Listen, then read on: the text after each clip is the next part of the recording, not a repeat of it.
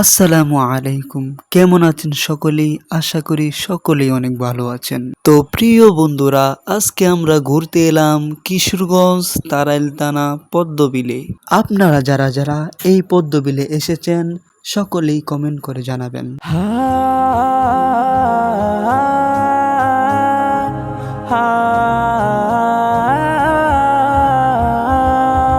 পদ্মবিলে এসেছি আমি, আর কিছু গজল হবে না? এটা তো হয় না। ফুলে ফুলে দিয়েছ তুমি নানান রঙের সব গ্রাম,